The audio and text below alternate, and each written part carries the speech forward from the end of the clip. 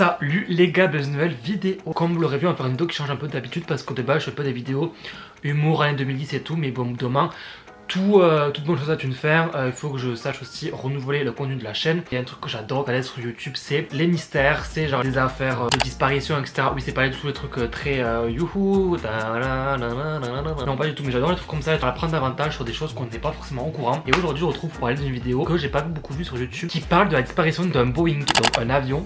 Donc je me suis dit, mais déjà, à quel moment tu arrives à voler un Boeing? Vraiment hyper intéressant. Vous allez voir, j'ai structuré le truc, j'ai fait des petites recherches assez détaillées sur Google avec plein de sources. Bref, le sang, avant de commencer, n'hésite pas à lâcher ton petit pouce bleu, à t'abonner parce que va y avoir plusieurs vidéos comme ça qui vont arriver sur la chaîne. Si t'es intéressé, n'hésite pas à lâcher ton petit pouce bleu. On y va, on rentre dans le sujet. Vamos. Donc on va voir ce qui est arrivé au Boeing 727-223 volé à American Airlines. Donc American Airlines, c'est quoi? C'est une compagnie aérienne d'Amérique. Donc American Airlines qui veut dire la ligne d'avion d'Amérique. Bref, vous avez compris, presque comme Air France en gros, mais aux États-Unis. On se resitue le 25 mai 2003 à l'aéroport de Luanda en Angola. Donc l'Angola, c'est ici, c'est un pays d'Afrique du Sud.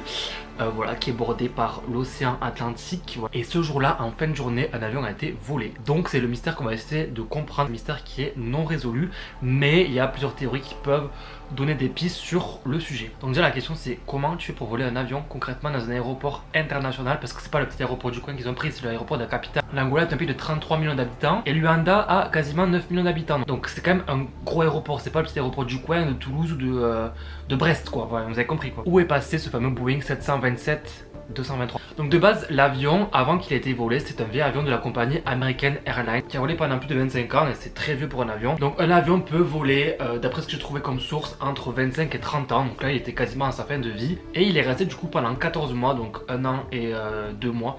Putain, on dirait trop les darons quand elles ont genre des gosses qui ont genre 18 mois. Faut trop dire 18 mois, pas se dire 1 an et demi. Bref, c'est la même chose. Et en gros, l'avion, il avait été interdit de vol parce qu'ils avaient remarqué des irrégularités, des problèmes dans la façon dont l'avion, en fait, la partie mécanique, etc. de l'avion. Donc il fallait qu'il y ait une révision. Déjà le bail tapeur, donc pour le voler, voilà. Et en fait, pourquoi cet avion était là-bas? Parce qu'en fait, il devait être transvasé. En gros, l'avion devait être comme recyclé, je sais pas comment on dit, pour pouvoir être réaffrété pour servir d'avion qui livre du pétrole par la compagnie IRS Airlines, qui est une compagnie nigérienne qui en gros livre du diesel. C'est pour ça que dans l'avion, ils avaient enlevé quasiment tous les sièges pour pouvoir mettre des gros cubis de diesel et les livrer du coup partout dans le monde. D'ailleurs, petit fun fact, cet avion a coûté plus de 4 millions de dollars de frais impayés d'aéroport. On voit le prix des billets de la compagnie American Airlines, parce que je dois la prendre. J'ai regardé les prix, j'étais en mode is it a joke, I hope. Donc moyen quand même. Du coup le FBI avait fait une description de l'avion après qu'il ait été volé. Donc c'est un avion qui n'avait pas de peinture. Il y avait des peintures mais qui étaient un peu voilà genre parties. Il y avait donc plus, comme je vous l'ai dit, de sièges passagers dans l'avion. D'ailleurs pour moi je savais pas que ça se transportait par avion, le fuel, enfin le diesel. Pour moi c'était que par bateau. Vous avez appris quelque chose en 5 minutes de vidéo, mais écoutez moi aussi. Rentrons à comment l'avion a été volé. Enfin en gros le vol de l'avion. Voilà, on va parler du vol de l'avion concrètement maintenant. Avant le coucher de soleil, le 25 mai 2003, vers les alentours de 17 h, ce qui est quand même une heure très fréquentée dans les aéroports, parce qu'en gros en général les fins de journée c'est là où c'est quand même beaucoup de vols. Donc l'avion, le Boeing 727-233 aurait été volé par deux personnes qui s'appellent donc Ben C. Padilla, qui est donc un pilote privé, mécanicien aéronais et ingénieur de vol, et John M. je sais pas comment ça dit, Mutantu, qui était aussi mécanicien engagé par la République du Congo. Du coup, je vais vous décrire aussi les personnes pour voir, vous voyez un peu, pour que vous puissiez personnifier cette histoire. Donc Ben, c'était un homme qui avait la cinquantaine au moment des faits, du coup à Luanda, donc la capitale de l'Angola, pour superviser la reconstruction et la transformation de l'avion. Et c'était lui de base qui devait embaucher du coup les futurs pilotes et copilotes, enfin le futur équipage de l'avion, lorsqu'il aurait été du coup mis en service et qui pouvait voler aussi, parce que comme on l'a vu avant, il est interdit de vol dans plusieurs pays. Donc le jour des faits, il serait monté dans l'avion pour préparer du coup le vol. Il faut savoir que ce Boeing a une spécificité, c'est que il faut être 5 personnes pour le manœuvrer, et il faut avoir aussi une formation spéciale pour le manœuvrer. Je ne connais pas trop en aéronautique, mais là j'ai lu dans beaucoup d'articles qu'il fallait vraiment une préparation pour le voler que lui n'avait pas et que John n'avait pas non plus. Ce soir-là, donc l'avion quitte du coup le hangar ou le lieu où il était stocké pour sa reconstruction et se dirige vers les pistes de décollage. Il faut savoir que pour les personnes qui savent pas, en gros quand tu prends l'avion, c'est pas en mode vas-y genre comme le code de la route, tu passes et tu vois s'il y a des avions ou pas. C'est vraiment genre il y a une tour de contrôle qui te dit ok, genre tu peux partir. partir, il y a un avion qui va atterrir. Je suppose que ça se passe comme ça, j'ai jamais allé dans une tour de contrôle, mais la tour de contrôle elle sert à faire un échange avec les pilotes pour savoir quand est-ce qu'il faut partir. Donc aussi quand ils rentrent dans des zones, quand tu rentres dans un nouveau pays, il y a aussi des contacts entre une tour de contrôle et toi pour savoir ton immatriculation d'avion, ce que tu fais ici, etc. Et bref, et c'est aussi eux qui aiguillent en gros l'avion, parce qu'en gros quand l'avion veut décoller, il faut qu'il soit face au vent et pas contre, enfin dans le sens du vent, parce que l'aile en gros quand le vent il tape dedans ça permet de pouvoir justement faire cette truc qui fait qu'il monte comme ça. Bref, je suis en train de mimer l'avion, il n'y a rien qui va. Enfin bref, je suis ingénieur, je suis pas influenceur donc je peux pas savoir tout non plus, mais vous avez compris ce que je veux dire. Et en gros le personnel de la tour de contrôle, ils auraient commencé à communiquer avec eux pour savoir du coup pourquoi l'avion était parti, ce qu'ils faisaient quoi. En gros alors frère t'as pas l'autorisation de voler quoi. Et en gros bien sûr ils n'ont pas répondu. L'avion avait aussi les lumières éteintes et il manœuvrait de façon irrégulière en mode alors il suivait pas la route quoi, comme quand t'es bourré, mais genre en mode du coup il faisait comme ça là, c'est hyper dangereux parce que comme je vous dis c'est une heure qui est très fréquentée dans les aéroports. Si tu commences à faire comme ça alors que des avions qui doivent atterrir, décoller, etc., je pense que ça va être un peu, enfin beaucoup dangereux. Ils sont dirigés vers le sud-ouest pour décoller et ils ont décollé, voilà, donc ils ont décollé vers du coup le sud-ouest. Si je mets la carte ici, le sud-ouest c'est là. Il n'y a pas trop de destinations à part le Brésil ou alors l'Amérique latine du Sud, mais il n'y a pas trop de destinations en vrai. Peut-être qu'il y a des petites îles qu'on connaît pas, mais voilà. Bref, donc bien sûr après le vol ils ont perdu toute trace de du coup des deux personnes et de l'avion, puisque l'avion avait disparu. Et aussi avant que tout ça se passe, l'avion avait été rempli de kérosène, il me semble que c'est la je veux dire l'alcool, le carburant qu'on met aux avions de 53 000 litres, parce que vous savez pas ce que ça correspond et moi non plus, mais du coup en faisant mes recherches j'ai trouvé que ça faisait une autonomie de 2400 km à la ronde. Du coup ils ont pas pu aller bien loin parce que quand t'as que 2400 km de gazole, tu peux pas aller plus loin. Il y a aussi plusieurs sources qui ont mis en avant le fait que l'avion devait de base se diriger vers le Burkina Faso, alors ce qui n'est pas du tout au sud-ouest de l'Angola, qui est plutôt au nord de l'Angola, mais du coup on n'a pas trouvé non plus de faits, de trucs véridiques qui ont montré que l'avion était au Burkina Faso, qui avait volé au Burkina Faso. Donc maintenant on va passer du coup, maintenant que vous avez le contexte de en gros l'avion a été volé, mais on sait pas pourquoi, on sait comment il a été volé, c'est un peu genre un vol qui s'est fait assez facilement on va dire, parce qu'il s'est pas passé grand chose, il n'y a pas eu de fusillade ni rien, mais voilà. Donc du coup on va passer maintenant à la partie des théories, parce qu'il y a énormément de théories. Il y a un truc qui a mis l'œil à la puce, c'est que ils auraient fait une demande d'atterrissage aux Seychelles, mais du coup ils sont pas atterri aux Seychelles, voilà. Donc ça déjà c'est un peu bizarre de faire une demande d'atterrir aux Seychelles sans que c'est quand même un peu loin de l'Angola. Déjà on va partir sur un truc qui est quand même très bizarre, c'est que la tour de contrôle aurait dit avoir vu seulement une personne à l'avion, alors que là depuis le début je vous parle de deux personnes, donc Ben et John. Ça porte déjà un peu de contradiction à l'histoire, parce qu'on sait pas du tout si c'était deux, si c'était un, ou si, parce que du coup la personne qui n'y est pas, elle est où. Aussi ce serait quand même très bizarre de voler un avion déjà qui est en mauvais état, de pas avoir la formation et d'être seul pour conduire un avion qui nécessite 5 personnes.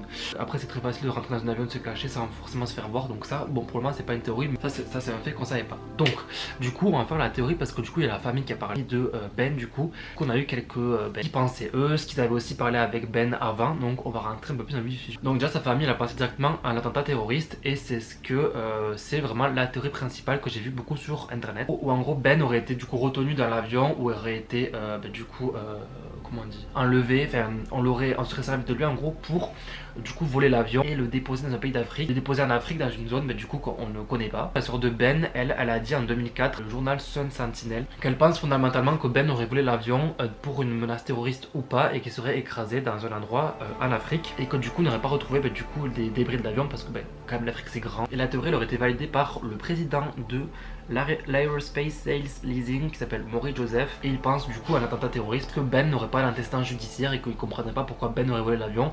Bon ça après dans les faits ça ne veut strictement rien dire. Son frère quant à lui il a livré un peu plus de détails aussi, il pense lui aussi à une action terroriste, et il avait parlé avec Ben avant que Ben parte du coup pour l'Afrique, pour l'Angola, au sujet de la possibilité de se faire enlever pour un attentat terroriste. Et Ben aurait dit que s'il se faisait enlever, que si on l'avait forcé à enlever l'avion, il l'aurait fait écraser l'avion quelque part.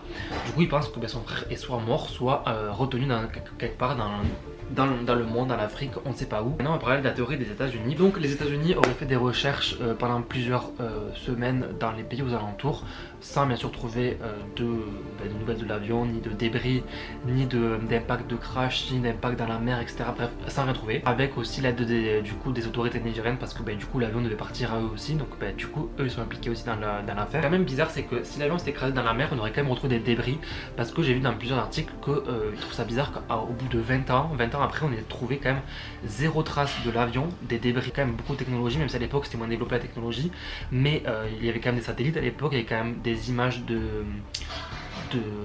du monde, etc. Il y a aussi une boîte noire, il y a aussi un radar GPS, il me semble, sur les avions. Donc déjà il y a ça que je trouve ça aussi un peu bizarre, c'est le fait que on n'ait pas de nouvelles depuis 20 ans sur le sujet et ça a l'air d'alerter personne. Il y a eu aussi un fait, comment ça s'appelle, un fact. Ce qui s'est passé, c'est que 2 mois après le vol de l'avion, donc 2 mois après le 25 mai 2003, on aurait aperçu l'avion complet à Conakry, qui est la capitale de la Guinée, dans l'aéroport de Conakry, de la capitale.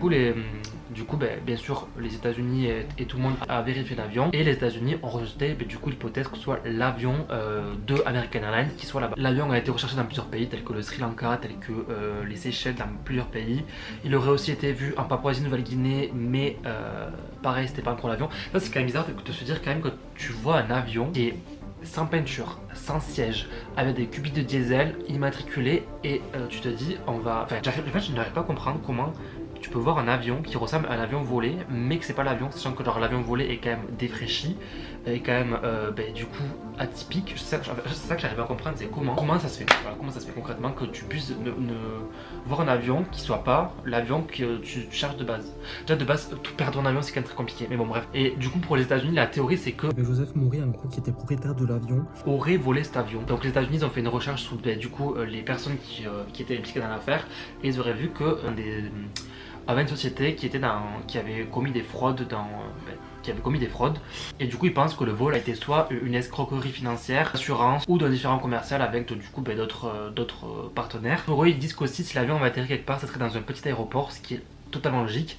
Parce que du coup c'est moins bien sûr visible, c'est besoin de tours de contrôle. Il y a des petits aéroports aussi vraiment qui peuvent être perdus fin fond de l'Afrique parce qu'ils ont pu atterrir. Enfin genre je veux dire, il y a tellement de possibilités parce que c'est tellement grand le continent. Donc c'est vrai que tu peux quand même trouver un endroit pour atterrir facile plutôt qu'un grand aéroport comme Conakry, comme les Seychelles, comme d'autres aéroports quoi. Du coup, pour conclusion, qu'est-ce qu'on peut conclure cette vidéo?